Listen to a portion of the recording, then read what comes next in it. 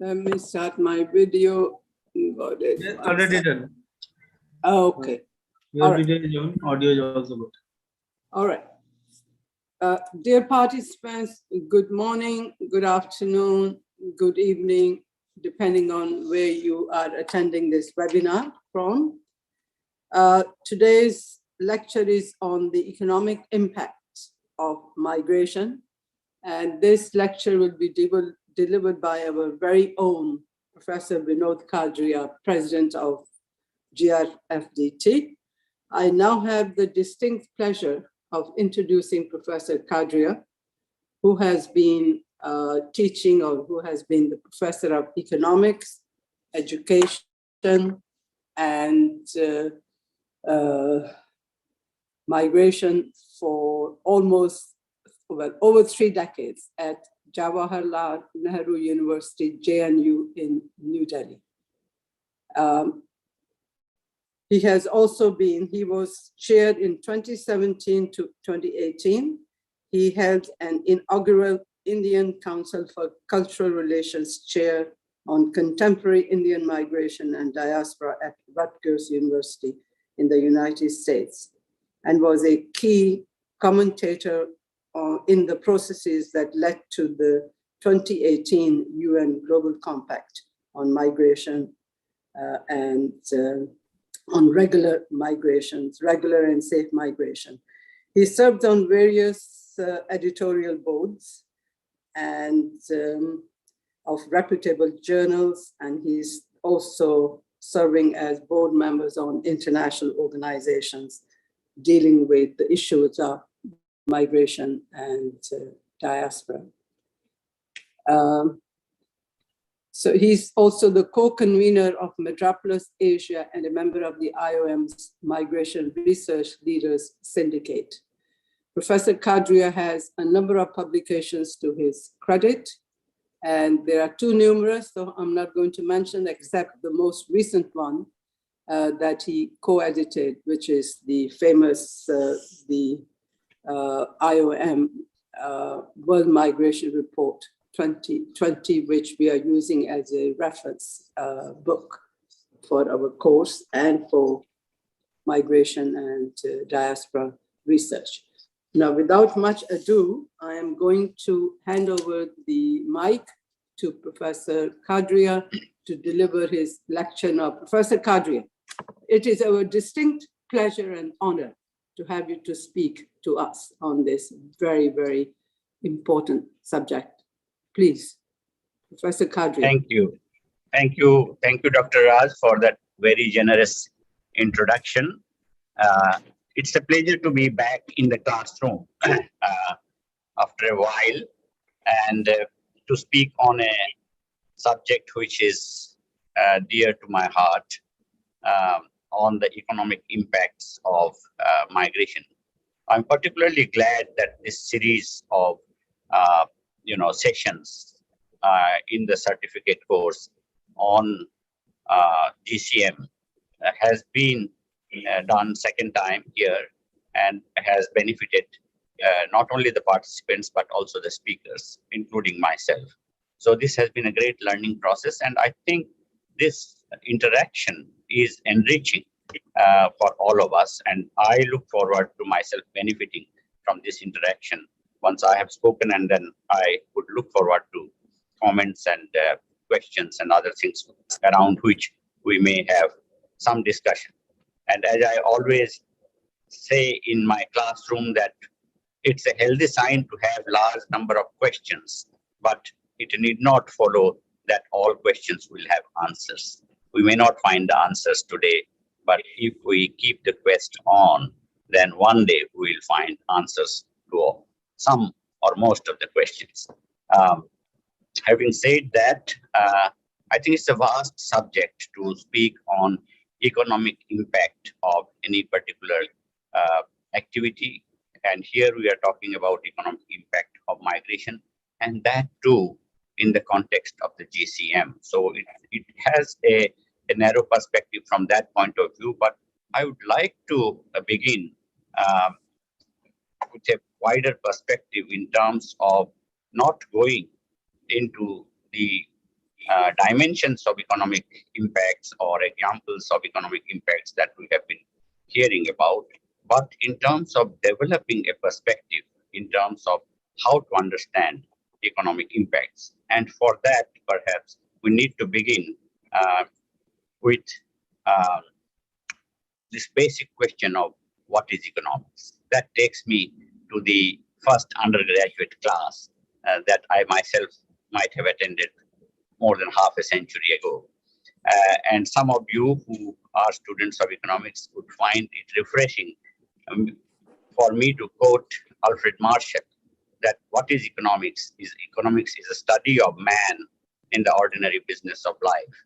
And here, man is a generic terminology that includes all human beings, both men and women. So it's an ordinary business of life. And that's where I think the economists tried to look at the main business of life to be that of consumption and production of wealth. And that's how I think we all make our journey, start our journey on understanding economics. Those who are fresh here in terms of the subject itself, economics has been found to be a daunting subject, but I should tell you that it is a fascinating subject. And if I'm asked what book one should begin with, I would refer to Paul Samuelson's book called Economics, which has run into several editions now, co-authored by Paul Samuelson, the Nobel laureate himself, and his own student Northus. So that I think is something. The preface of that book tells us. It says that economics is a study like a novel, and then at the end of the preface he said bon voyage. So that's where I think let's have that voyage today. And I think if we look at these two main ordinary business of life, consumption and production of wealth, then we have to understand that these consumption are unlimited because they are based on our desires, our wants, and our demand for consumption, which are unlimited. But if we look at the other side of the business of life, production, then production, supply of consumable goods and services is limited. That is the dichotomy. And once that dichotomy is there, economics teaches us the principles of prioritizing. We have to prioritize what to consume first, what to produce first, by looking at the costs and benefits of production and consumption. So in a nutshell, this is where we can begin. I would like to share what are the impacts of economic impact of migration. We can again begin with by looking at the costs and benefits of production and consumption, which are understanding economic impacts calls for identification and measurement of costs and benefits. That I think is absolutely crucial. It sounds very simplistic, but we will slowly realize that that is the most difficult task in terms of carrying out any research, any understanding, whether our identification is correct of the variables. If the identification goes wrong, then our first step itself is not going in the right direction. Measurement comes later on. The dimension of those identified variables come later on. So if we look at identification, then we have to see whether it is in quantitative term or qualitative term. Sometimes we think that something which is not measurable in quantitative terms is not very convenient. That may not be so because we do have other indexes of measurement now.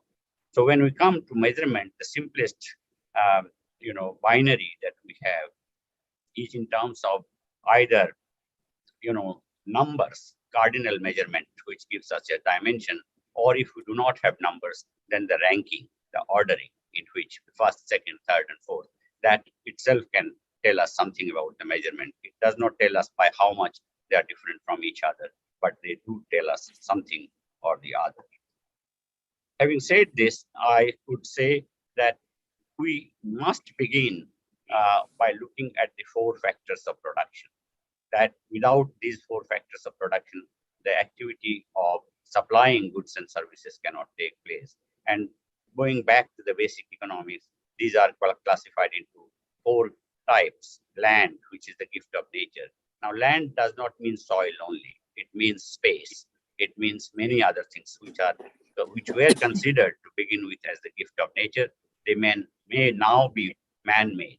Space can be created, skyscrapers, for example, or accessing land from the sea, from the ocean, and so on. So there are examples which actually creates a large kind of identity of the land itself. And then we have labor, which is crucial to migration. Labor, which is determined by birth, death, and migration. In a particular region, particular country, particular space, particular land, how many are labor? What is the dimension of labor? That would be determined by demographic transition through birth, death, and of course migration, which is bringing people from other spaces and also allowing them to go to other spaces. Then of course the third one is capital, which is man-made means of production, which is, to begin with, it was only physical capital, machineries and so on. But over time, we have invented money. We have invented capital, financial capital. That itself is a huge, huge issue also in the context of migration when we talk about remittances. That I think is very, very important. And of course, finally, we need to undertake about organization, the technology, and that also is extremely, central to the question of migration when we discuss migration governance, when we discuss migration management. That itself is a part of our our 4 factors of production, and that's where the new technology, the artificial intelligence, all these are making them much more challenging than they were to begin with. Okay, so this is the beginning of our understanding as to how has economics dealt with international migration. And this is where, let me again take you back to the literature. And this is where the whole vast amount of literature on sub-subject within economics called theory of international trade. And theory of international trade, we discuss about factor mobility. We discuss about migration and mobility. So under that, we find the migration of labor, the mobility of labor is part and parcel of international trade. Although it is not at the first level, we find that goods and services, mobility of goods and services, international trade of goods and services is actually getting precedence over migration of labor, over migration of human beings. And that has its own political, economic considerations that you must have heard already from other speakers, or even in the webinars, you must have debated upon that. That itself is a fascinating area to talk about. The second part, which is not that well known not as well known as international trade, is a small branch within economics called the economics of education. And that actually is a branch which gave us the concept of human capital. That started in the middle of the last century, around 1960s, when Schulz and Becker and others, these are some of the names that you will come across slowly to know about them. But these said that when we think in terms of labor as a gift of nature, as a result of demographic change, then that was questioned by this paradigm, that it is not only through the productivity of labor which is given, but it can be created by education and health. That, and a third component called migration, because when human beings change their places, then their productivity may also undergo change. It depends. It's a question of law of large numbers. And that is where one of the examples is brain drain. We have heard enough about brain drain. Brain drain means that highly qualified people are leaving their countries of origin and going to the destination countries. So that also has become part and parcel of this discourse on economic impacts of migration. Okay. Now, those who are more theoretically inclined amongst us, they can look at, the factor price equalization theorem. Factor price equalization theorem is a very simple thing to understand, that the price of any commodity or goods and services or even labor is determined by supply and demand. If the supply is much higher than the demand, prices will go down. If the demand is much higher, then the supply prices will go up. This is as simple as that. And Heckscher, Olin, Samuelson, these are the three big names, and at least two of them are Nobel laureates. That theorem has been questioned time and again, that it is the assumption of the fixed factor endowment given in a country which can be challenged through investment in education and health. The productivity can be created, and this actually had brought in the question of what is called the fascinating paradox called the Leontief paradox. W. Leontief himself was also a Nobel laureate in economics, and he actually presented the paradox that those countries which are abundant in a particular factor of production, they will be exporting commodities, goods and services which are intensively using that product. So there are labor-intensive countries, there are capital-intensive countries. But the paradox was that the United States, being a capital-abundant country, was actually exporting labor-intensive goods. How was that possible? That was explained through the Leontief paradox, that because of large-scale investment in education and health in the United States, the per capita productivity of the American labor was 3 times more than the average of the world productivity.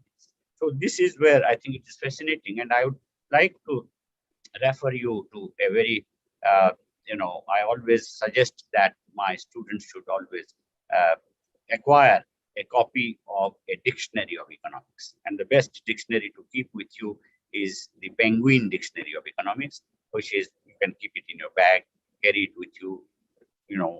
Each page has only 3 or 4 entries, and so it takes you 1 minute to understand one particular concept, not more than that. And that's where you have cross references. You can go from page 1 to page 20 to page 5, 40 or 100 page number, and it will take you from one step to another step. So the idea of investment in man in education, these are some of the names that I have already mentioned to you. Theodore W. Schulze, who was a great agricultural economist, he got his Nobel Prize in agricultural economics. Gary Becker got his Nobel Prize in economics of the family, and they both gave the concept of human capital, and it questioned the assumption of the fixity of labor as factor endowment in a given country, because we can have more productivity with lesser number of people, but per capita productivity being very high through highly intensive investment in education and health of those people. And then, of course, there are these other names, Grubel and Scott, Harry Johnson, and all those had debated in the 1960s all these issues. And it is fascinating to go through that literature. I'm sure now these are available in digital form. Even if they are not available in digital form, you can step into a public library or a library of the Congress that can provide you all those references that are part and parcel of our understanding of our knowledge capital. Okay. Now, let me share with you a table. I don't know whether it's readable from a distance that some people might have, but if it is on your screen, then you can look at this simple who comprise the migrant labor. Now, the top part is transnational skills, labor market for knowledge workers. These are the knowledge workers who have been invested in with education and health. So their productivity is very high. If you look at the left-hand rows of this, you will find the occupational and career-specific categories of scientists, engineers, educators, trainers, executive supervisors, and so on. And their educational component is their third level R&D, third level science and technology, third level business, commerce, and so on. And then you have 3 components of knowledge, experience, and training. And the small circles that you get, they are slightly varying from each other to reflect that one component is more than the other. Somewhere education, knowledge is more than experience and training, but in the last one, you will see that the experience and training, they are all equal in proportions. And if we look at the fourth, the next row, we look at the activity, what kind of activity they are engaged in, then we find that at the top are the inventions and innovations are carried out by the top scientists and top engineers and so on. And then you have communication and transformation, finance and management. But if we come to the rightmost row, then we find that the categories themselves have got new nomenclatures. We cannot call them scientists and engineers only. We have more generic terminologies like IT professionals. They are all creators, and IT professionals cut across all occupations. Similarly, students cut across, or teachers cut across all occupations, all classifications, or managers like nurses. If we look at hospitals, then we find that nursing professionals are available in every department of a hospital and so on. That is so far as the knowledge workers are concerned. If you look at the bottom half, then you find these are called the service workers. And the service workers, they have more of training, more of experience, and less of knowledge, less of formal knowledge. And they are the operators, they are the laborers, and so on. Now, this classification was provided by Peter Drucker. Peter Drucker happened to be a futurologist, a management guru, and an economist. And there is a Peter Drucker Society now. He's no longer alive. Peter Drucker died I think more than 10 years ago. But his society continues to celebrate him. And Peter Drucker in the 1960s has predicted that by the turn of the century, in 21st century, the world labor would be classified in two categories: knowledge workers and service workers. What he did say was that knowledge workers would be globally mobile and service workers will not be mobile. But that prophecy did not come true. In fact, the service workers are more mobile today than even the knowledge workers. So we find that paradigms keep on changing, and that is what actually keeps challenging us to come with new theories, new understanding, and new discoveries. Let me share with you this simple diagram that distinguishes between temporary migration or permanent migration. In fact, the pathways that you have heard in the webinars in this series, if you look at the rectangle at the top, that's the country of origin, and the big oval shape is the country of destination. Now, you can have these arrows coming down and going back, inside arrows, which tells us about the temporary migration, and temporary migration means return migration is inbuilt in that. But there is a longer arrow on the rightmost side. You can see that is permanent migrants. In the case of United States, where I am based now today, this is called the green card holders. And a subset of that green card holders can become the naturalized citizens. So we know that some citizenship is given by birth, other citizenship is also given by acquiring the rights of citizenship. And then we have the frontier categories called the dual citizenship. Dual citizenship is not available in all countries, but in many countries they are there. And in some countries they are available in a truncated form. Like, for example, India. You have heard a lot about India in this course. And India does have something called OCI, Overseas Citizenship of India. That is not a full dual citizenship, but it does provide lifelong visas to people of Indian origin up to the 3 generations in the future and 3 generations in the past. So overall, 7 generations are covered under the OCI.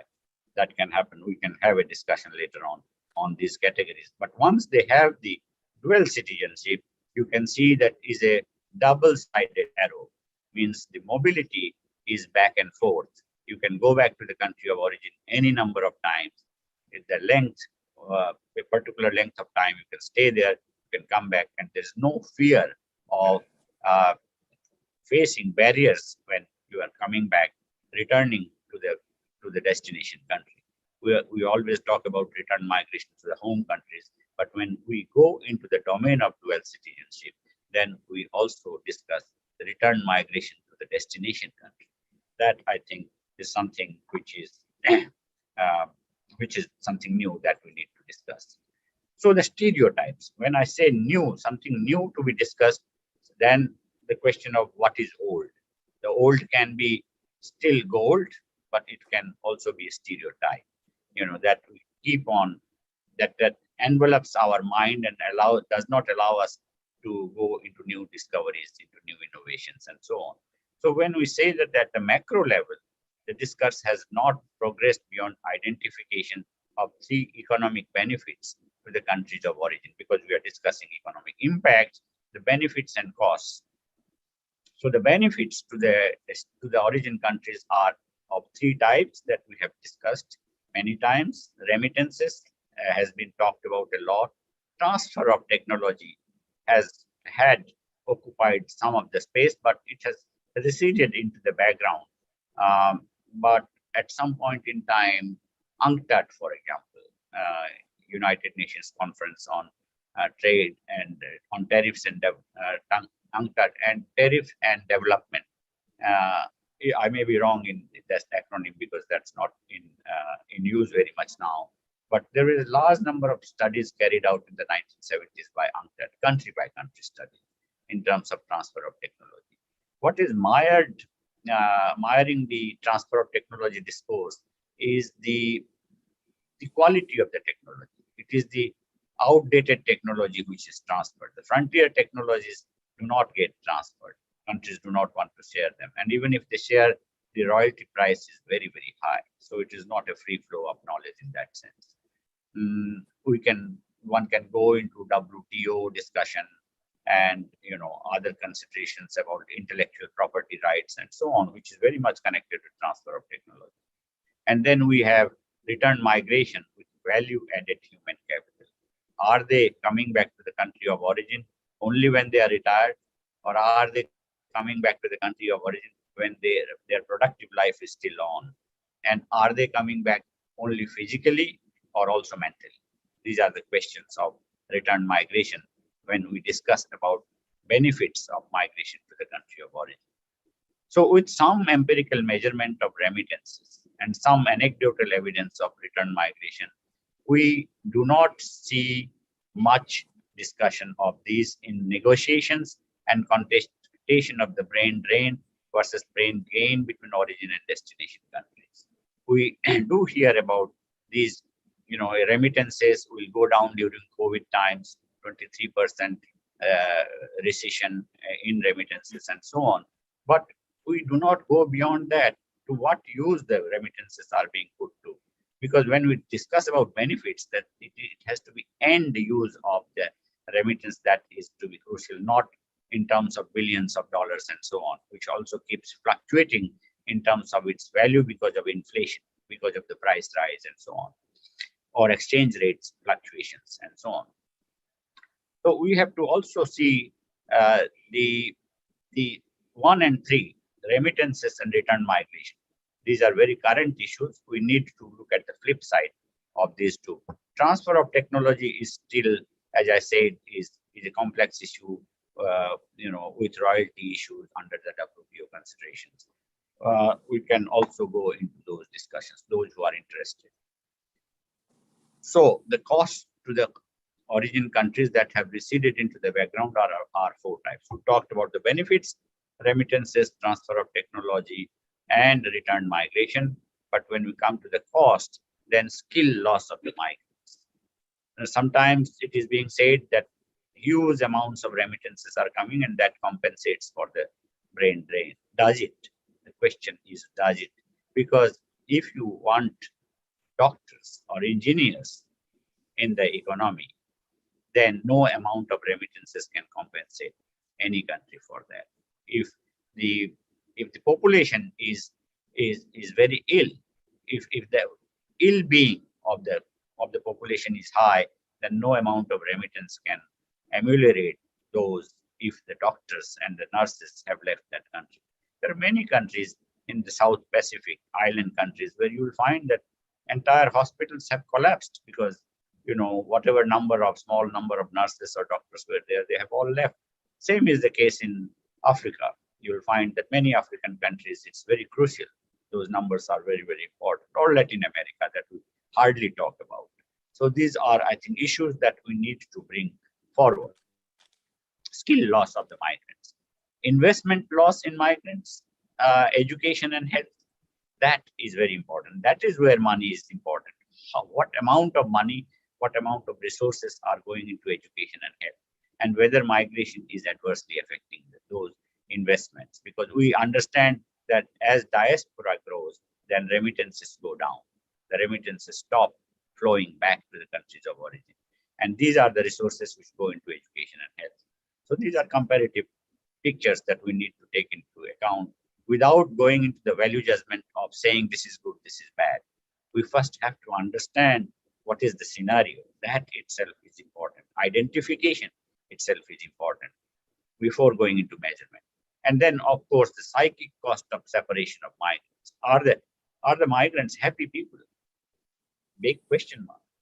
They may be earning a lot of money in the destination countries. Are they happy? Are they being separated from their earlier generations? Does it have a cost of its own? Missing the home country, missing the home environment. I don't think we have made enough studies on that. And psychologists perhaps would help us in understanding those considerations that also need to be taken into account. And the loss of revenue when taxpayers migrate permanently. That who are they? The high-end migrants, high-end human capital migrates, then because the tax regimes are are not proportional but progressive, you find that with them goes out the high amount of revenues that countries can get. So these are wheels within wheels. There is a flip side to all the positive sides that need to be talked about. It is political economic game in the international multilateral negotiations that we talk of some of the things, we don't talk about other things. And that's where I think it is a challenge for the global South countries to bring up issues which are otherwise pushed under the carpet. So 3 impacts of on destination countries. We also need to talk about the impact on the destination country. We cannot just limit ourselves to by talking about the impact on the source countries or origin country. So if we look at macro level drivers for circular return or migration, brain drain was rebutted by saying that it should be replaced by circular migration or return migration. But we will come to the flip side of that, the critical side of that. But why was it so? Why were people allowed to get into the turnover? Some people replacing other people. This was security concern.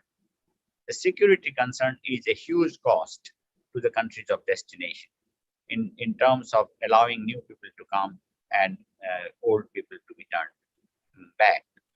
That is security concern, because the longer the people stay, they may create their new networks that can have adverse effect on the country of destinations. There are lots of question marks there. And then they have a consideration of called racial or social cohesion. That itself has its own cost, because a multi-cultural society is an easier thing to talk about, but very difficult to achieve, because people do not tolerate people of other identities. If you look different from the common people, then you become a target, or you are being looked at with suspicion and so on. So social cohesion, maintaining social cohesion has its own cost. And then, of course, economic edge, economic benefits. These are weighed against the economic benefits. Is it worth it? Is the economic benefit worth it to face the costs of security concern, the cost of social cohesion, and so on? So I have put it in a trinity form. I call it the dynamic conflict of interest. Economic edge to destination countries arises from 3 dynamic conflicts of interest, and for the sake of rhyming, I call them age, wage, vintage.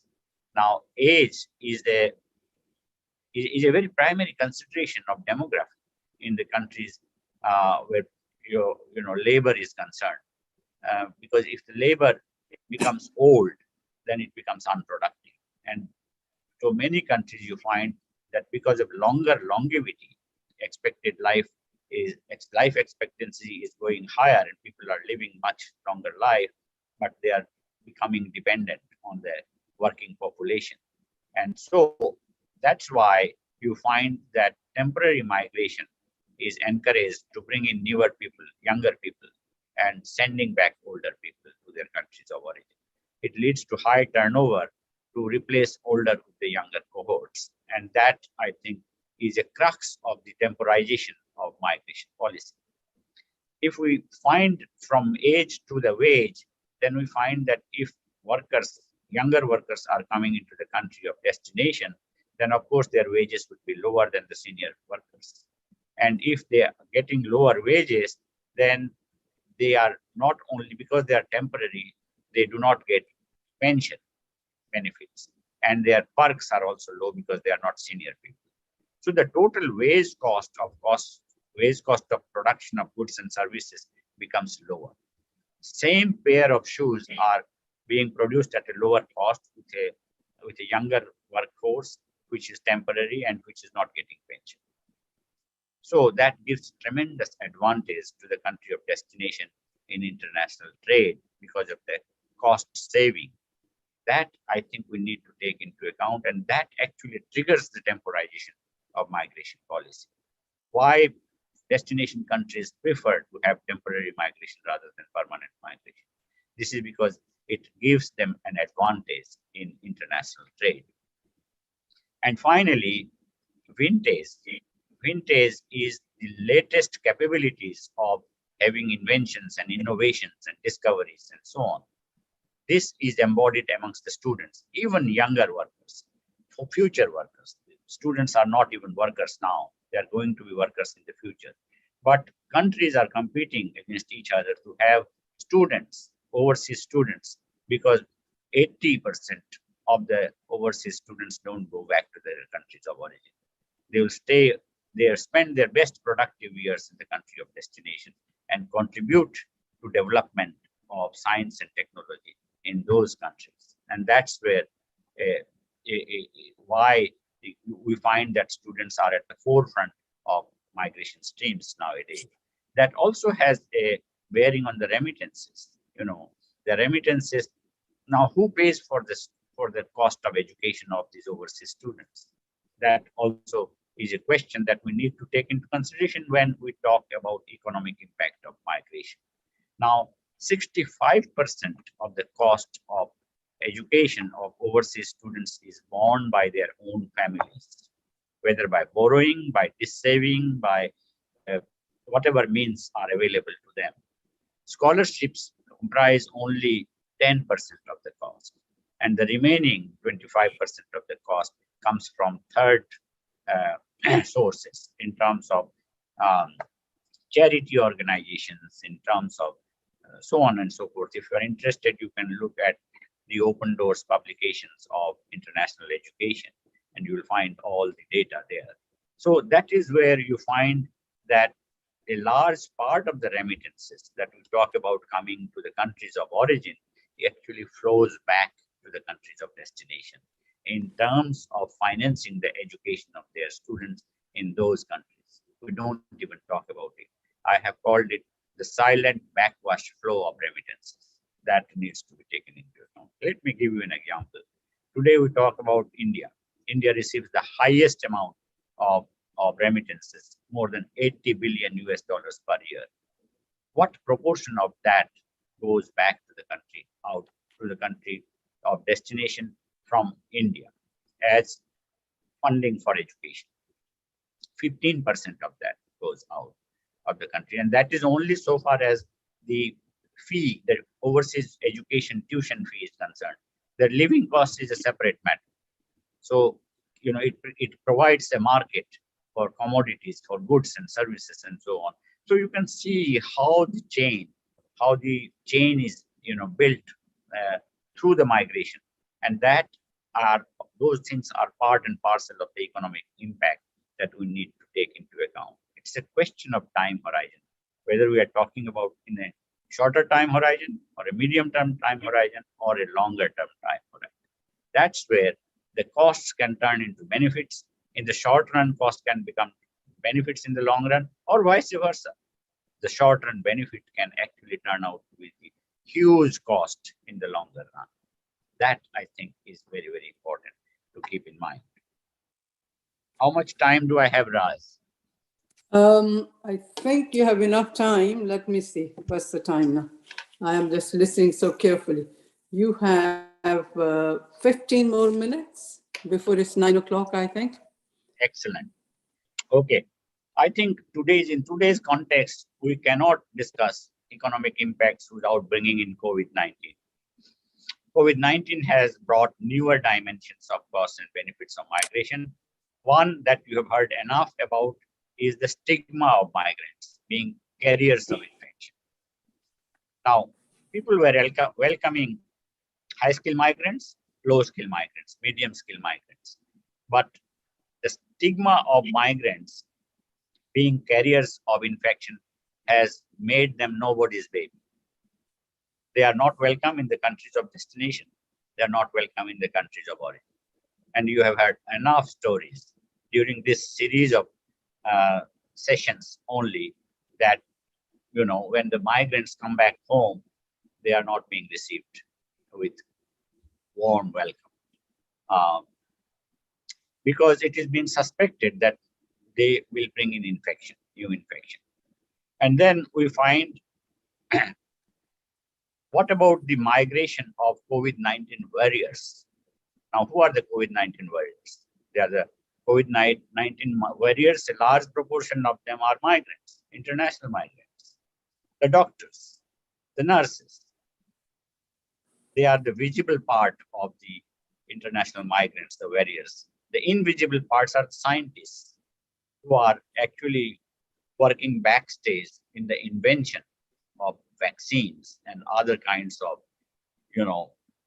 medicines, other kinds of curative instruments, or all those gadgets that we have found during these, even the mask that we wear, as simple as that, the gloves that we wear, or the PPE, the overall, attire that we have to use, or you can see this in the aeroplanes that the crew has to wear while serving the people. All those have a huge market. And what kind of product goes into that? Are they reusable products? Are they to be thrown away? If they are to be thrown away, then how to be disposed of? How should they be disposed of? We have come across horrifying scenarios of disposal of dead bodies. But what about the disposal of the wares that have been used up in the hospitals or in the morgues and other places? That itself is a garbage disposal. Is a huge problem that has come. And who actually disposes them? Is the migrant workers, because other people will not touch them. So this is something which has a chain of effects that we need to understand in trying to reveal the economic costs of migration, because COVID-19 might, become less intensive or less, over time, that we may come across newer equipments or newer drugs and so on that would perhaps make the miseries of the people lower. But the fight will continue, because new strains will keep coming up, and you will find that the new normal is going to remain different from the old normal. And that's where the economic impact, we cannot just take a broad brush and say that this is what economic impact is. We may come across newer dimensions of costs and benefits, which will stretch a number of decades rather than years. And that's how it is going to touch our future generations. Our children and grandchildren are also going to be affected by that. We need to take those things into consideration. I think this I have already talked about, the three advantages: younger people, wages, and stockpiling of latest vintage of knowledge. But what we also need to take into account are the economic impacts are driving the policy towards greater selectivity of migrants. And migration policy in receiving countries reflects this greater selectivity. And I'm quoting from United Nations 2006. Governments are increasingly recognizing the need and benefit of international migration by adopting policies and measures to tailor migration to national needs. That, I think, is something which is already recognized, but this is also undergoing transformation. What is important is that the developed countries perspective has undergone change from fortress Europe. Europe was always considered to be very difficult to be territory for migrants to come in, to blue card. We must have forgotten about the blue card, but the blue card came up in response to the dampening of the green card after 9/11. It is another matter that the blue card did not succeed, but Europe wanted to take advantage of the change in the direction of migration trends from United States to other countries. And USA has gone the other way, from open gates to anti-outsourcing. Once this is no to Bangalore and yes to Buffalo. This is a quote from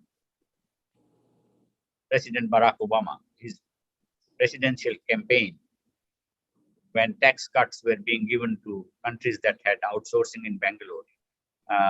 He said, I will give you those tax cuts only to those industries which are set up in Buffalo. Now, then we had the Trump regime, which had another phase of migration restraint and so on, and the wall, the Mexico wall and so on, and Brexit.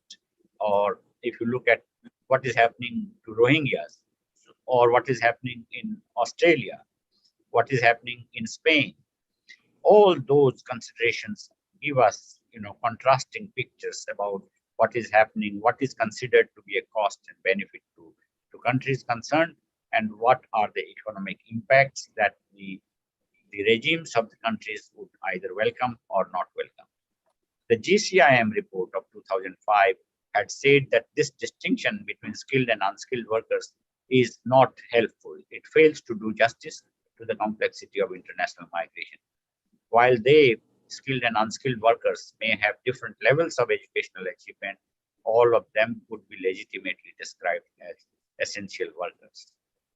This I'm quoting GCIM, because GCIM is the genesis of the GCM. It is a coincidence that the same letters are being used in GCIM and GCM. GCIM was started by Kofi Annan to piggyback migration over developmental issues, because otherwise countries were not willing to discuss migration at all. It was a hot potato. It took Kofi Annan 16 years to bring it on the table. And that's why we had sustainable development goals. Other day, we heard a fascinating lecture on sustainable development goals, or IOM, and so on. And I was just reflecting by listening to that. Is it true that the sustainable development goals have migration issues central to them?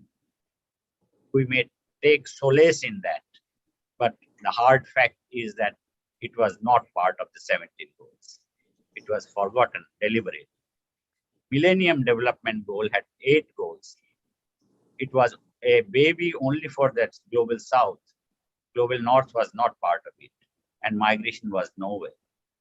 It took the country, the migration scholars, the migration community, so to say, waited for 15 years, that by 2015, when the Millennium Development Goals come to an end and the next phase begins, then migration would be a central objective of the new phase.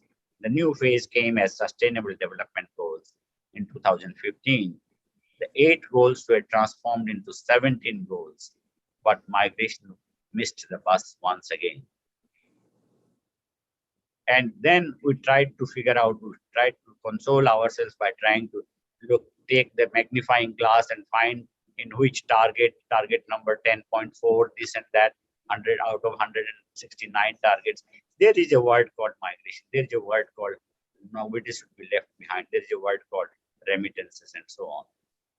This was only giving us some kind of, fact finding, just to make finding comforting ourselves. The hard fact was that the countries were still not willing to accept migration as a central issue to be negotiated at the global level, because it was affecting their sovereignty, so to say. That may be a false pretense, but it happened. And that was the time I was giving a plenary lecture in Mexico City on Metropolis International. And I think probably I got carried away by emotions. And I said, first time it's a tragedy, second time it's a farce. The Millennium Development Goal was the first time that missed the bus. The second time was the SDG. And to my own surprise, I got a standing ovation to that statement. But it was not because of that that the GCM came up. It was because of the refugee crisis that followed immediately in 2015, the Syrian refugee crisis, that the Europe was engulfed to it. And that's where the UN had to convene a new session to discuss the large movement of refugees. And that's where the two compacts were created, the GCM and the GCR. So it was from the back door entry that we found what was missing in the SDG came up as the GCM. Otherwise, what was the necessity of having the GCM? And we had 23 objectives in GCM that we are discussing today, which is part and parcel of this course, the certificate course that we have, which I think is extremely valuable, that we are actually deciphering what lies in the domain of each and every one of the 23 objectives. That, I think, is something which would give us an insight into what is missing in the Sustainable Development Goals and what is to be put back there through the GCM. That, I think, is extremely important to be understood. Well, this is also, I think, those who are theoretically minded amongst our group here today, Pareto optimality is very much, it's trade-off. If one group is better off, then the other group is likely to be worse off. But is it a better state than the earlier state?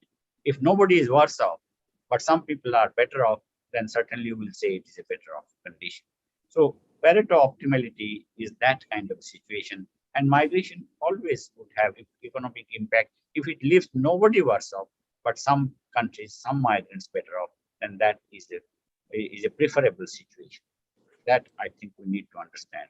But we also have to understand the political theory of adversary analysis, because that is what is central to multilateral negotiations.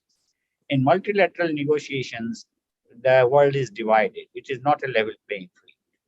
The countries are grouped into smaller clusters. And that is where we find that the global north is mostly together, the global south is divided. The global south does not have one single voice.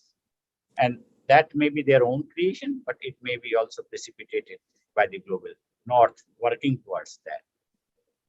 That, I think, is very important to understand. And that's why adversary analysis and with empathy, and I call it EAA, equitable adversary analysis, is very important to be understood, to be practiced. In fact, at some point in time, maybe next year, I would recommend that this becomes a part and parcel of this course, to have an exercise where we have our more than almost 200 participants, average 200 participants in this course, can represent each country. One person can represent one country of the United Nations membership, and we can have a mock parliament, mock kind of a multilateral negotiations on migration issues. That, I think, will be something that will give us hands-on experience in terms of negotiations, and we can certainly, send the recommendations to the United Nations bodies on this. Okay, let me now look at the assessment, two impact assessment areas. One is the cost of instability of trends underlying the open and shut policy of the destination countries of the North. Instability, does it have a cost? Uncertainties, it creates huge amounts of cost. Say, for example, I mentioned about investment in education and health. Now, what is the time duration that is required for higher education? Families take their decisions of choosing the careers based on educational specialization of investment or on an average 6 to 10 years time. So, average courses in medicine, in engineering, in teaching and so on, or nursing or others are 5 to 10 years duration. Are they reversible? They're not reversible, but they're guided by the global labor market indicators. Which countries have more openings? And that's why people decide their choices. But by the time they come out of the education, they complete their educational qualifications, those global labor markets may not be available because of the unstable immigration policies, because of closing those doors. That is where I think we need to talk about the cost of instability of the trends of open and shut policy. That is a far-fetched call, so to say, because multilateral negotiations do not even address visa issues. Visa is central. That is the passport, is a pass that is given to the migrants to enter a country or remain there for a certain duration. But we are always shy to address that issue. It is not even on the table. And the second is the cost of the vulnerability of the migrants to the arbitrariness of the practices in implementation. There is a great divide between policy and practice of migration policy. The policy on the written policy is different than what is practiced on the ground. Because when those people who have traveled, they have faced the immigration officers. It is a one-to-one communication, confrontation, if you want to call it that, between the immigration officer and the migrant. And nobody is watching. And that's where the most of the deviations from policy takes place.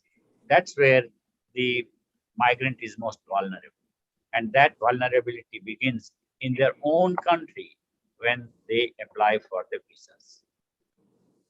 Nowadays, we have the VFS, Visa Facilitation Centers, which are manned by their own people, employed people. But there was a time when the visas were being applied for in the embassies themselves. And that's where those embassies, the territories of those embassies, were not the country of the origin. They were the country of the destination. Within that boundary of the embassies, the migrants felt most vulnerable, and they were treated in those kind of arbitrariness in terms of human rights, in terms of travel rights, in terms of other kinds of rights.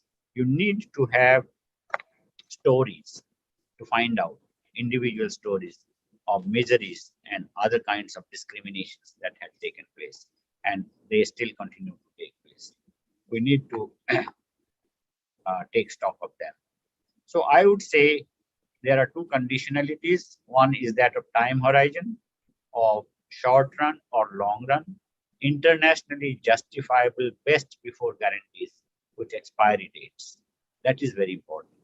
When a new visa policy takes place, then we should say for how long this visa policy is going to stay in place. The intention is very important. Is it for 5 years, 2 years, or is it for 1 week or 10 years? What is it meant for? Because this is an indicator that the visa policy will tell the future investors in education, in health, in other issues that are important. If and there should be a best before guarantee. I said that I give very simple examples that if you go to the supermarket, you always look at the product and look at the best before date for how long it is going to be valid. Is there a best before date which is given on the visa policy? It is not. It can change at the blink of an eye, and then it would, destabilize the plans of the families, of the individuals for years to come. That, I think, needs to be talked about. Call a spade, that we have to do that. Then there is the Pareto optimality in visa policy. What are the costs and benefits to different stakeholders in the consular practices? They're driven by user-friendly visa regimes. That is very important, because you will find that the consular people are a breed by themselves. They do not belong to any country. At times, I have people, when I make critical comments, sometimes foreign consular officers have questioned me, and what about India? I said, I'm sorry, I'm not a spokesperson of the Indian government. But let me tell you that the consular people in Indian embassies are exactly like yourself. And if they are not like yourself, they are worse than you. So they treat migrants like, aliens anywhere in the world. That, I think, is to be identified and mentioned. So we have to talk about the models of hubs and hinterlands, a push-pull rather than push-pull theory. Push-pull theory we have been talking about, but we find that there is no clarity in terms of what is pull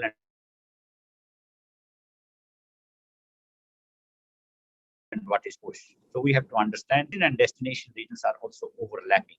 One origin country can become a destination country for another lot of migrants. That one has to understand. Second one is the dynamic conflict of interest. The conflict of interest is itself undergoing change dynamically. That one has to understand that it's not going to remain the same conflict of interest for all times to come. And finally, the equitable adversary analysis in governance of migration has to be carried forward.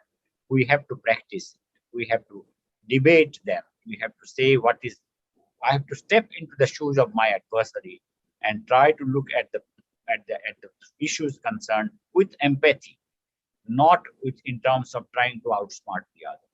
That is where, in fact, I remember a conversation with a very dear friend of mine.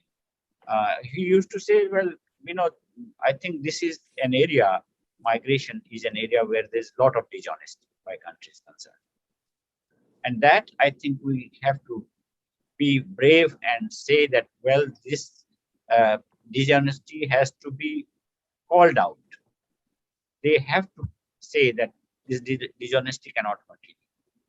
So that's where we do not have to play games against each other. We have to have empathy, and that is easier said than done. But if we begin today to talk about it, one day, certainly there will be more hope than really. Finally, I think I'll just take one more minute because my time is up. I will say that when we talk about economic impacts, we should not go into the silos of saying this is economic impact, this is social impact, this is psychological impact, this is cultural impact, this is political impact, or this is historical, and so on. Because we are in a multidisciplinary paradigm, and so as to assess immigration policy and public policy through more holistic impacts of migration. That, I think, is very, very crucial. And if we look at this, my own subject, economics itself is undergoing change. It is becoming much more interdisciplinary, and I find it fascinating to share with you the evidence of that, because we all talk about evidence-based research. Now, if economics is a unidisciplinary subject, then why was the Nobel Prize in economics given to a psychologist in 2002 and to a political scientist in 2009? This is because these disciplines have all become interdisciplinary. History had always been an interdisciplinary subject right from the beginning. So let us not look at impacts differentiated by social science disciplines of economics, sociology, psychology, politics and history, but let us look at the impact in their entirety as positive, neutral, or negative on the three stakeholders: the origin country, the destination country, which includes transit countries also, and above all, the neglected migrants and families. What pathways of impact assessment SDGs provide? What would be the impact of the 23 objectives of GCM 2018? I leave you with those questions rather than providing you any answers. Thank you. Thank you for listening. Thank you very much, Professor Kadria. This was a very rich I know you don't like people praising the lecturers or the resource person, but I have no words. I have to, you have covered a whole lot of areas, not only in the GCM course, but also enlightened us about the economics. Sorry, can you hear me? Yes. Yeah. Yes, I can hear you. The whole issue of economics, and challenged us to not look at things in just basically black and white, but also to question, to have a wider perspective, to have a holistic perspective. So economic impact is not in terms of dollars, how many dollars are coming in, dollars going out. It has to have a holistic view of the other costs, the social costs, the psychological costs, the cost to the family, the cost of education, the cost of training migrants. Now, it is such a rich presentation. It will be very difficult. I have no intention to summarize, but to flag some of the areas perhaps students have already, I'm looking at the chat, if there are any questions that they have put in.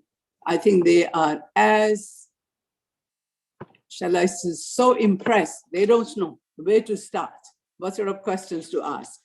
So I think what you have done is to given us a perspective. It's not to say this is the total contribution of migrants in terms of remittances, but you have challenged us to look at remittances beyond wider issues, look at remittances beyond what it means actually to be a migrant. What does it mean? What sort of cost does it carry? What sort of psychological impact it has on the lives of people left behind, on the lives of people who go with them. So we have to put in factor all these costs when we are doing the benefits analysis, and to in fact be more forceful in appreciating what sort of valuable people that are going out of our countries into other countries where they are not seen, whether they are seen as security threat or intruders, or they are seen as temporary. So it's like how much we can benefit from them and then throw them out and do not give them any certainty. And even with those who have permanent residence or permanent migration status, their lives are not as well as the natives' lives, okay? Because they're also not integrated in the economy, not only in economic sense, but as you said, they are not integrated in the sense of certain benefits, but also how they're perceived. They are still perceived as strangers, even though they are essential workers, they make tremendous contribution. And I think this is partly that studies on the economic contribution of migrants are only one-sided, which is origin, how much they send, but nobody talks about what they do in the destination country. And I think this void, this gap is leaving the understanding incomplete in the destination countries, because they think they're just here to get a job and they don't worry about what they do in those jobs, how they offer their services, not only services, but these are essential workers, whether you're temporary, whether you are permanent, whether you are seasonal, whether you are coming and going, you are, the fact that you're needed, you are essential to the economy, not only to the demography and the economics, but even the social fabric. But are you part of the social fabric? No. As a migrant, you are still an outsider, and hostility and discrimination continue to prevail. I think these are issues, even though sending countries may find themselves in a weak position because they are sort of saying, okay, our employment issues being taken care of by these destination countries. So we can sit back and say, okay, well, they make their way. Okay, that's fine. But I think there has to be a serious dialogue, and GCM may be a starting thing, because the idea, as you said, is GCM came into being because of what they saw, refugees coming in, and therefore how can we put in some and shut them up and put some kind of compact while retaining the power in our hands by saying, okay, fine, some will come in, maybe they will come in as temporary and they get older, they go back. Or maybe they come in to fill in some gaps. So with that sort of temporariness, which is bad not only for policymakers in origin countries, but for the people who go there. They don't know if I'm going to stay there or not. Do I root myself? Do I not root myself? Do my kids, are my kids rooted there? So this temporariness has a very serious costs which need to be also estimated or calculated. And as you said, before we go into the dimensions of calculation, which economists tend to do, I think we have to have a very broader perspective, a scenario. What is this migration thing now? Who is it serving? Is it serving the migrants? We always say, yes, it's a win-win for the migrants, for the origin country, for the destination country. But let's have a good dialogue. And I think this is a challenge to our participants, to our students, to look at some of these issues more critically than to quote $500 billion or $600 billion internationally by transfer. What does that mean? What were the costs to that? Should that be continued? Should this development, should the investment in human beings continue to stay in the countries where they have been trained? Can we create possibilities for them? Can we create a level playing field in our own countries? Or do we always have to look outside? Looking out is not, in the case of vulnerability, political issues and religious intolerance and so on, that is something different. But as an economic migrant, I think we need to have a hard look, even for those students who are preparing to study abroad with the intention of staying there. I'm not saying that people don't have the right to decide or don't have the willingness to do what they want to do, but they also need to be sensitized about the decision that they take before they step out. What are the implications? And I think a lot of research needs to be done on a number of areas that Professor Kadri has alluded to. So I leave it to our participants to please, the floor is open. You can raise your hands and directly ask Professor Kadria, or you can put your comments and questions in the chat, and perhaps Dr. Rakesh, you will help me. I will look at it as well. So the floor is open now, please. Dr. Raj, there is a comment by Gambo. Hello? There's somebody raised hands. I can't see who that person is. We'll invite her. If someone has commented in the chat, Gambo Okay. Wada. So Gambo, if you want to ask, you can unmute and you can directly ask. Yeah, you can ask. Mr. Wada. Yeah, thank you, Mr. Rakesh. Yes. Can you hear me, please? Yes, we can hear you. Yes, thank you, Mr. Rakesh. Thank you, Prof, for this insightful lecture or presentation. Yes, my question is centered around the. Oh, sorry. The Hi, Mr. Wada. Do you mean Yes, Professor Kadria? Yes, please. Okay. Okay, so in respect to the issue of the determination of whether a policy, immigration policy, should be a long-term or a short-term by receiving countries, which was mentioned in the course of the professor presentation. So my thinking is that, what about the aspect, the externalities of that decision? Because the aspect of the environment of the sending countries in terms of the inequalities, the growing inequalities, looking at the economic perspective, and also the instability, looking at the political perspective, or make up the decision or kind of determine or influence the decision of people to migrate to the global north. So how could that affect the decision of the receiving country to actually determine the length or the duration of the policy? If we say that, okay, let's agree that when we shift this policy to 5 years, when we want to change the immigration policy, that immigration policy should stay for 5 years. But what happened in the process, as we are seeing in, for example, what is happening now in Belarus, where even if they have their policy, then but the influx of the migrants could actually affect how they respond to that. Thank you, sir. Thank you. Thank you for a very important point. See, when I mentioned the stability of migration policy, then, and you gave the example of whether it should be for 5 years or some other length of period. See, that is this stated length of time. It is not entirely binding on the origin and destination countries because of the new developments that take place. You have yourself mentioned about the development in Belarus borders.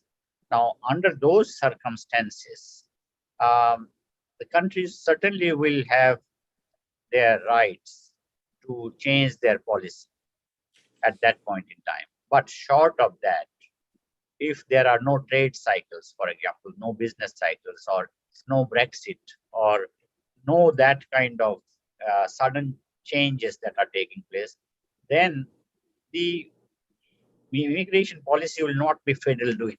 That assurance will go a long way. Right now, the vulnerability is very high because of those uncertainties that it can change at the drop of a hat. If that is not there, then that would bring an amount of stability. Let me give you an example. Say, when we do scientific experiment, then our outcomes are of 0 or 1 type. 0 or 1, right? Either black or white. But when we handle social issues or socio-economic issues, then our outcomes are not so much well defined. They are either dark or they are light in color. They are not black or white. So as long as we are able to say that the dominant characteristic is of one kind, that it gives you stability, then that's good enough. That would provide, we certainly cannot achieve 100% success in that. But what is our comfort zone? Should it be 40% or should it be 80%? That is what is important. So as long as we know the extent of the uncertainty there, we cannot say that it can vary between 0 and 100%. It will hover around 40%. Then that's good enough. So it's that we have to experiment this. It is, I cannot provide you the answer. Once we start that, the kind of exercise that I mentioned, that we should have a mock kind of a UN session with 200 participants, all of you there, then things will evolve, then things will come out. Then only you will know what is at stake. But we have to make that effort. Short of that effort, it is very difficult to predict. But thank you for that question, very important one. Okay, who else do we have? Is there anyone else? Hi. No. Rakesh? Yes, now we have one from Masruddin SK. Please unmute and ask. Pardon? We have one question. Please ask Muhammad Masruddin. I want to ask to Professor Vinod Kadaria, sir. I'm a student of geography and you're an economist. So perspective is different, but I just want to know, now the economy of Gulf countries is based on totally oil.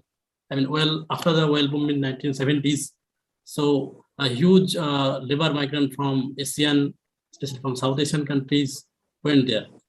So if it is stopped, I mean, if they change their policies, so what is the next destination of Indian laborers to other countries? So Very could you predict, sir? very interesting question, I would say. Of course, it is important, but at the same time, very important, interesting hypothecation, hypothesization that you have made. Yeah, yes, sir. Why I'm saying this? First of all, let me tell you that we have some common space between geographers and economists and other social scientists. So you don't have to be feeling apologetic about that. Yes, you have raised a very good question about the large-scale South Asian migrants, supplying labor to the Gulf countries after oil was struck there as an important resource. See, one thing that I would like to mention is the price of oil, how this has been fluctuating over the last few years and creating new kind of uncertainties. But besides that, one has to understand that change is the law of nature. The change in demand for labor, for expatriate labor in the Gulf countries is a natural phenomenon. When the oil triggered development was taking place, construction and other things, of course, we have to be ready that one day that construction would be complete. Almost 90% of that would be done. And then the whole issue would become completely different. And that phase came one day, that most of the construction activities in the Gulf countries were completed and they no longer wanted the expatriate labor of the kind that they were having. Perhaps they would want highly skilled people in the next phase, the doctors, the engineers, the accountants, and so on, so forth, which is happening, nurses and so on. So if that happens, then that becomes a different kind of labor market, which is now you will see the new kind of migration that is taking place to the Gulf countries is that of education related. There are large number of foreign universities. They have opened campuses in the Gulf countries. And who are the people who are going there? Who are the teachers? Who are the students? They are again from the global south. Some of the teachers are from the global north also, that you will find. But that's not going to remain the same for all times to come. The nature of that is going to change. What you are asking is an interesting question, that what is the next destination for the workers who have been working in the Gulf countries if they are retrenched from their present jobs. Now, I would rather say that rather than looking for another destination, they should head home. It is the responsibility of their respective home countries, whether it is India, Pakistan, Sri Lanka, Philippines, Korea, and so on. These countries must create those situations whereby these people are reunited with their families. You see, family comes first, jobs come next. We do not have that mindset. We think that we are living for jobs only. That's not true. That should not be so. The central focus, see, look at North countries, global North countries. Go to Australia, you will find flexi time for working. Why? Because you have to manage your family. So you can choose your time to come to office. You can work from home, even in non-COVID time, pre-COVID times. That was the norm. So those comfortable structures, convenient structures are available because they overlap with the interest of the family is concerned. And the global South has to learn those lessons.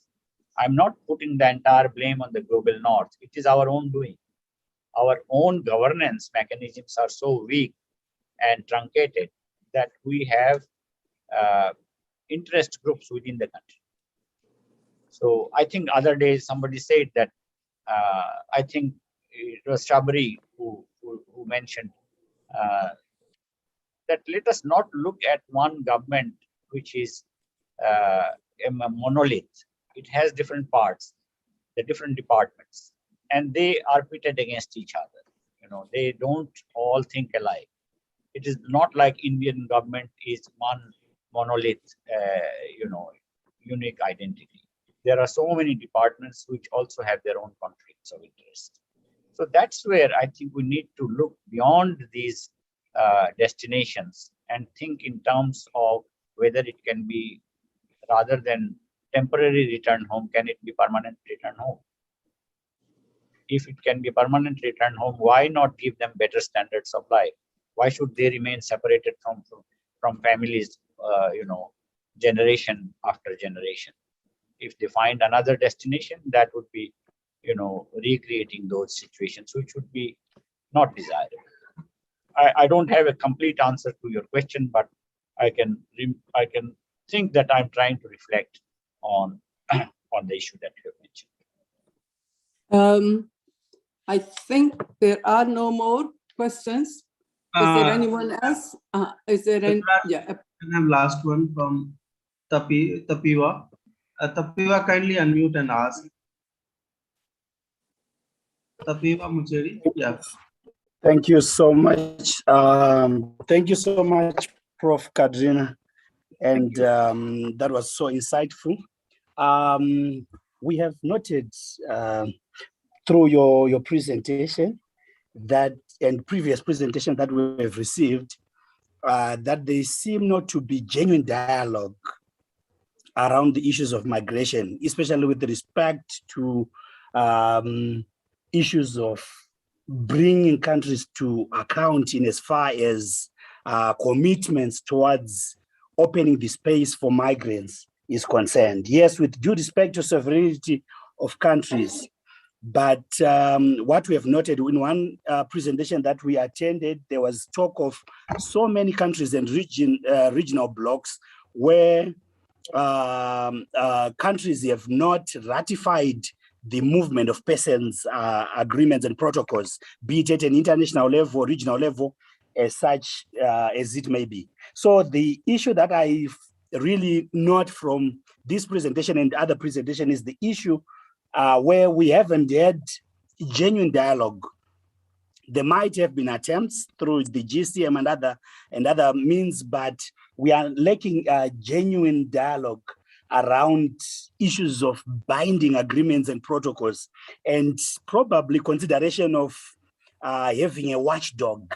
Yes, multilateralism has its own issues, but if we look at trade per se, we've seen the WTO bringing other countries to book, though of course there are issues to do with cost of taking another country to the WTO, issues to do with whether justice will be delivered and other things around. There are so many schools of thought and other issues, but at least there is an animal that keeps watch over what happens. So I would say, Prof. Kadrina, what is it that we as migration experts have to do, or what has to be considered in as far as having a genuine discussion? Yes, we are glad about the 23 objectives. We are happy with the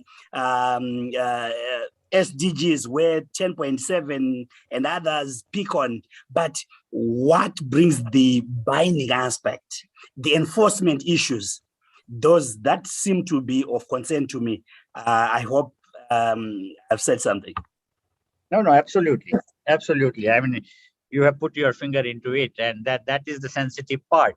That the fact that the GCM are not binding on the countries concerned tells a lot about our pretensions, the pretensions of the world community over the issue of migration. We think that migration is important, but how important other people feel about it, that I think is very important.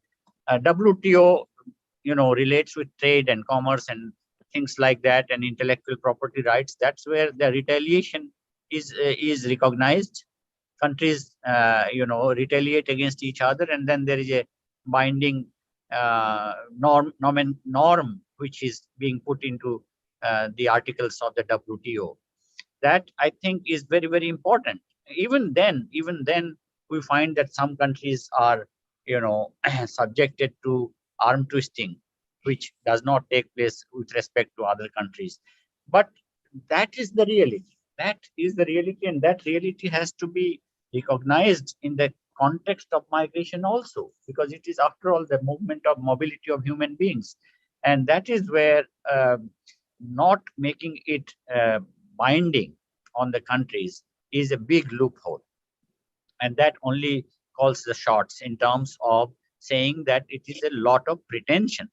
We are living in a world of pretensions. I had said it in the IOM's General Council also, that we just keep on beating around the bush, and ultimately nothing comes out of it, because nobody is forced or nobody is bound to by the promises that they make, that they have to go by the rule book.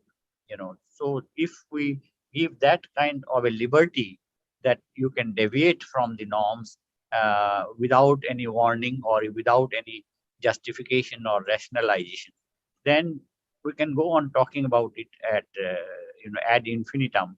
But in terms of realization of the results, I think the intentions will not take it as far as we want them to go. That, I think, is the reality.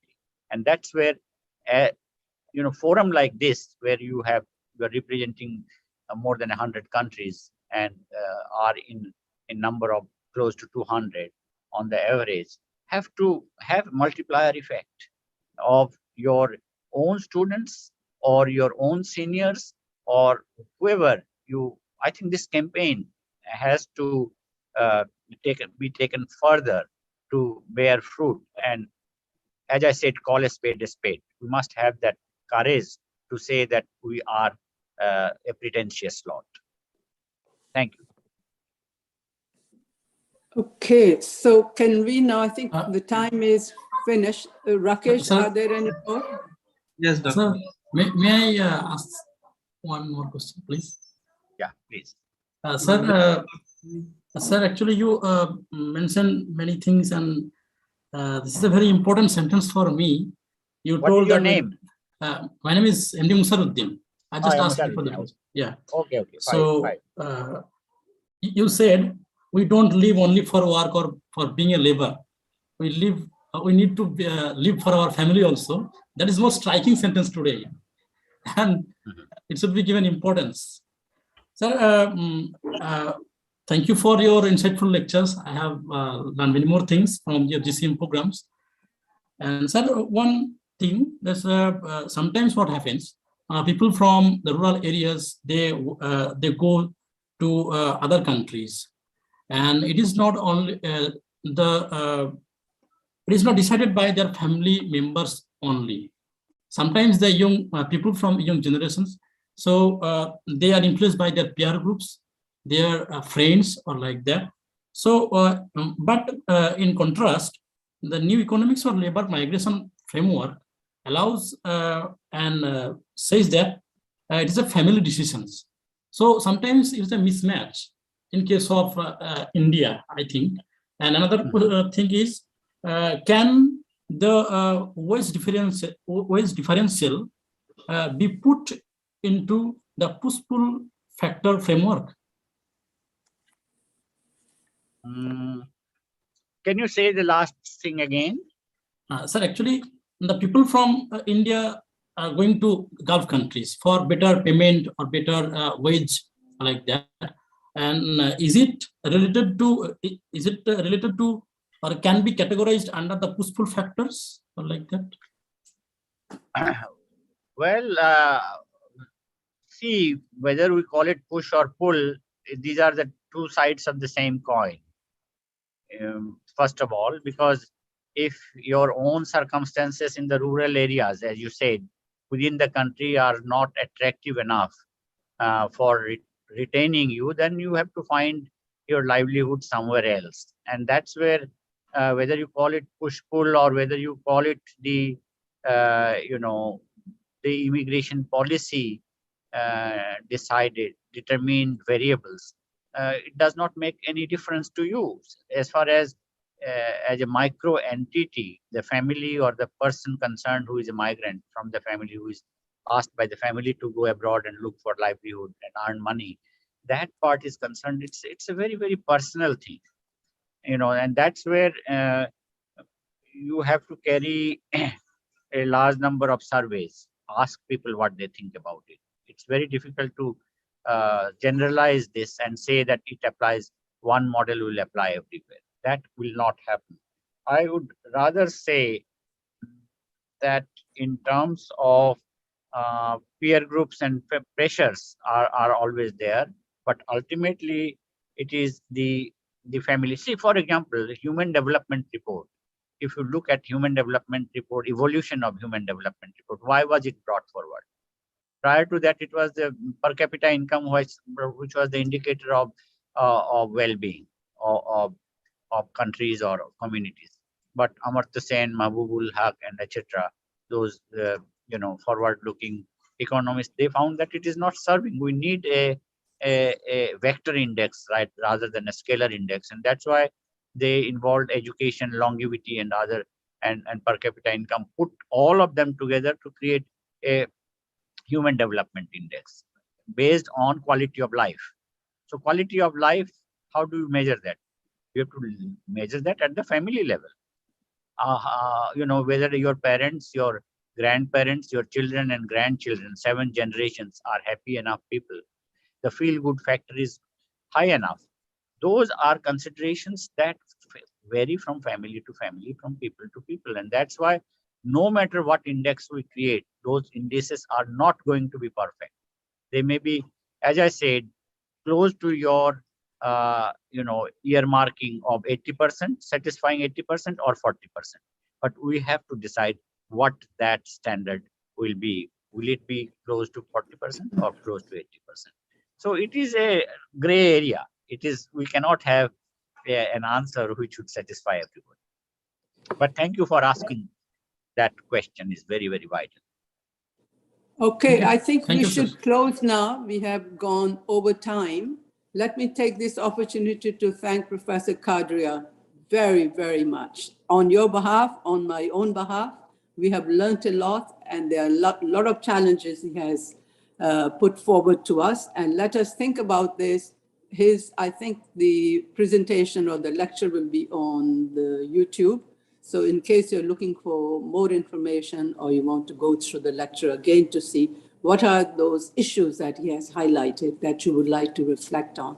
So I would urge you to do that. Look at the lecture again. It's a very rich, all-encompassing, not only from the knowledge point of view only, but also to give you some ideas as to how to reflect on certain issues. In other words, knowledge is not passive. It's not given to you. You have to take and reflect on it, and in fact, increase that knowledge for your own sake. So this is what I would say. Read the lecture again, please. Look at some of the issues, and maybe we will have a lecture on discussing how these dialogues take place, how negotiations take place. And just lastly, I know we are very late. The only problem with having an organization that can ensure that the compact is implemented is difficult because we're dealing with which humans are visible factor of production, unlike capital or technology and so on. And hence it has a political, social dimension, unlike a factor of production that the ordinary man does not see, how it works, where it comes from, but the people they see, to the extent that sometimes they're putting irregular people in occupations where they're not visible, because so people don't say, hey, why are you bringing these people? So this is the extent to which there is not only paranoia and other factors. So we have to appreciate that when dealing with human beings, other dimensions come in. So Professor Kadria, thank you very much indeed. We really, really appreciate your wealth of knowledge and your willingness to share that with us. We are humbled. Thank you very much. Bye-bye. Thank you, Raz. Thank you, Dr. Raz. I am humbled by your own reflections, and those reflections have been so valuable. I would submit to say that I have learned a lot from today's session, from your input and from the questions that have been raised and the discussion that we had. Thank you so much. Thank you. And we have another lecture in